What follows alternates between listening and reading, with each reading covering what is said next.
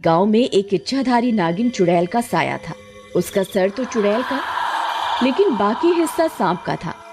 वो गांव से बाहर बने खंडहर के पास रहती थी और आने जाने वाले लोगों को खा जाती।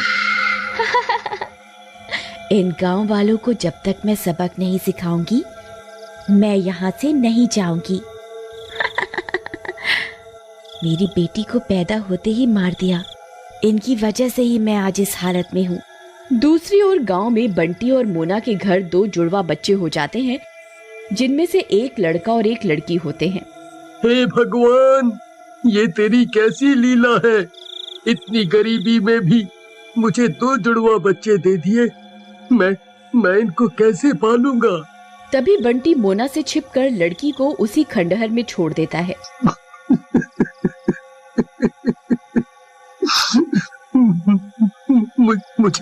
मुझे माफ करना मेरी बेटी, मैं तुझे पालने में असमर्थ हूँ।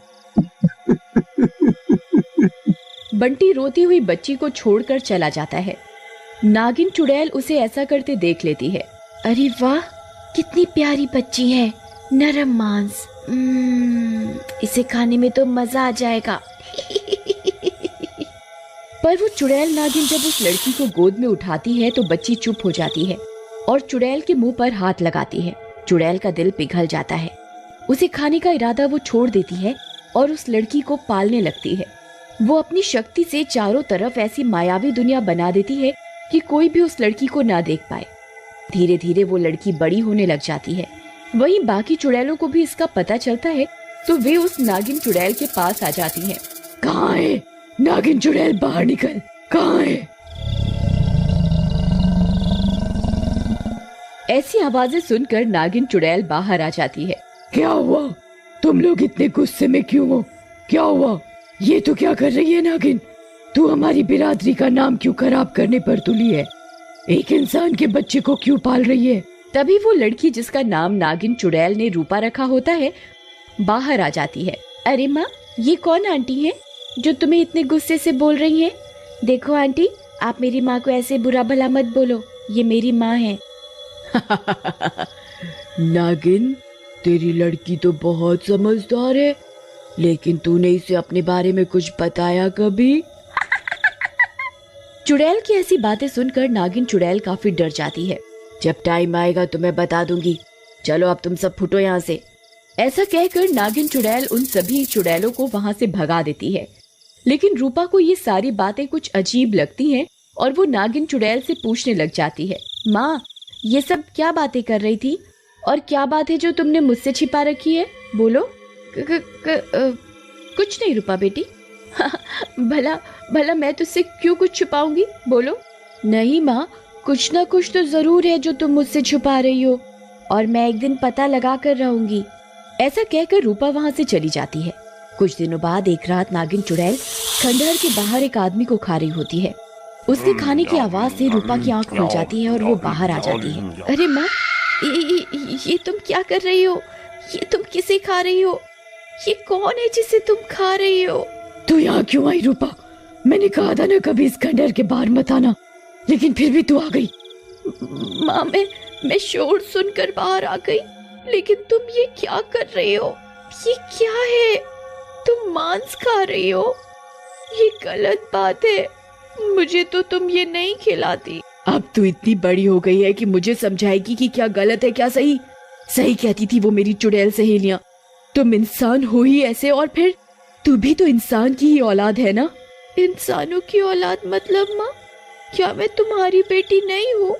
बोलो ना माँ, बोलो।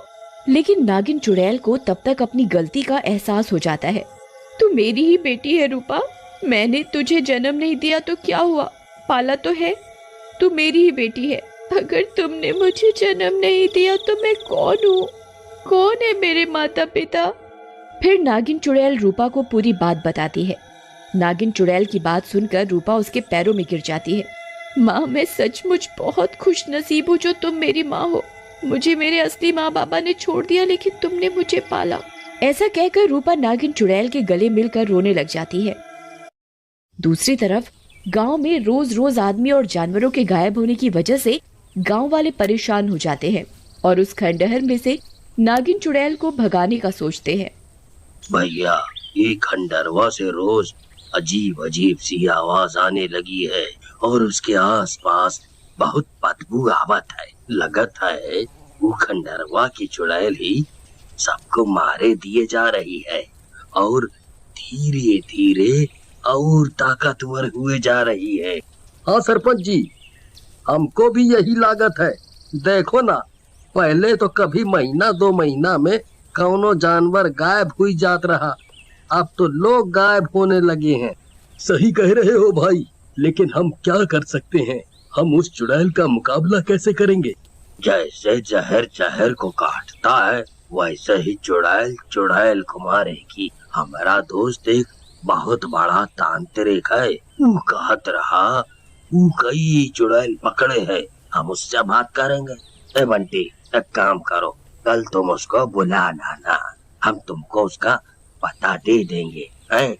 अगले दिन बंटी तांत्रिक को गांव में लाता है और सरपंच तांत्रिक को सारी बात बताता है।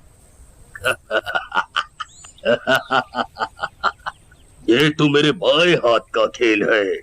मैं अभी अपनी सेवक चुड़ैल को बुलाता हूँ, वो उस दुष्ट चुड़ैल को पकड़कर यहाँ लाएगी। ऐसा कहकर तांत्रिक मंत्र पढ़ने लगता है। मंत्रों के खत्म होते ही वहाँ पर एक चुड़ैल प्रकट हो जाती है। बोलो मेरे मालिक, क्या हुक्म है? चुड़ैल, जाओ और उस दुष्ट चुड़ैल को बालों से पकड़ कर ले आओ, जिसने मेरे दोस्त और इन गांव वालों को परेशान कर रखा है। तांत्रिक के कहे अनुसार चुड़ैल वहाँ से खंडहर में जाती है और नागिन चुड़ैल को पकड़ कर ले आती है। उनके पीछे पीछे रूपा भी आने लगती है। ये लो मालिक, पकड़ लाई इस दुष्ट नागिन चुड़ैल को, बोलो अब क्या करना है? करना क्या है? गायब कर दो इस चुड़ैल को इस दुनिया से, ताकि ये किसी को परेशान न कर पाए। लेकिन तब तक रूपा भी वहाँ पहुँच जाती है। रूपा को देख सब हैरान हो जाते हैं। नहीं नहीं, मत मारो मेरी माँ को, छोड़ दो।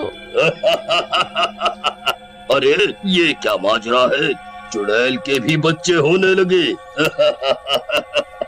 अरे भाई, कोई जरा इसके बाप का नाम भी बता दे मुझे। तांत्रिक की बात सुनकर नागिन चुड़ैल को गुस्सा आ जाता है। तुम इंसानों में कोई इंसानियत नहीं है, शायद इसीलिए मैंने कभी अपनी बेटी को तुम लोगों के सामने नहीं आने दिया, नहीं तो वो भी तुम लोगों जैसी बन जाती। और रही बात इसके बाप की, तो ये नास मिटा बंटी है इसका बाप। ये बात सुनकर गांव वाले हैरान हो जाते हैं। कहा बंटी, बहुत शरीफ बनत हो, लेकिन चुड़ैलों पर भी नजर रखा तो है। अरे क्या सरपंच जी, कुछ भी, ये चुड़ैल कुछ भी बोल रही है और तुम इस बात पर मजे ले रहे हो। हे चुड़ैल, चुप कर और सच बोल। आज तो बहुत डर लग रहा है तुझे, मुझे सच बोलने को कह रहा है, लेकिन वो रात भूल गया जब तूने इस बच्ची को खंडहर में छोड़ दिया था मरने के लिए। तब मैंने पाला था इस बच्ची को। तब तक मोना भी वहाँ आ जाती है और नागिन चुड़ैल की सारी बात सुन लेती है। अच्छा, तो उस दिन मुझे 2 बच्चे हुए थे। तुमने बहुत गलत किया बंटी, तुमने एक माँ से उसकी बच्ची छीन ली। मैं कभी माफ नहीं करूंगी तुम्हें, कभी माफ नहीं करूंगी। रूपा, मेरी बेटी मेरे पास आ, मैं तेरी माँ हूँ। लेकिन रूपा उसकी तरफ नहीं देखती और नागिन चुड़ैल के पास जाकर चिपक जाती है। उनका ऐसा प्यार देखकर दूसरी चुड़ैल भी नागिन चुड़ैल को आजाद कर देती है और गायब हो जाती है। मोना को रोता देख नागिन चुड़ैल रूपा को अपने पास से अलग करती है और रूपा को समझाती है, बेटी ये ही तेरी असली माँ है। मैं अपने स्वार्थ में बह गई थी, मुझे पहले ही तुझे इनके हवाले कर देना चाहिए था, लेकिन शायद अपने बदले और तेरे प्यार के कारण मैं ऐसा नहीं कर पाई। मेरी बच्ची तो इंसान है और मैं चुड़ैल। तेरा जीवन इंसानों के साथ रहने के लिए बना है, इसलिए तू अपनी असली माँ के पास जा। लेकिन माँ तुम ही मेरी माँ हो, मैं तुम्हें नहीं छोड़ सकती। लेकिन कुछ नहीं, तुम जाओ और आज से मैं भी आजाद हो गई और तू जब भी बुलाएगी ना, मैं तेरे पास आ जाऊंगी। ऐसा कहकर नागिन चुड़ैल आसमान में गायब हो जाती है।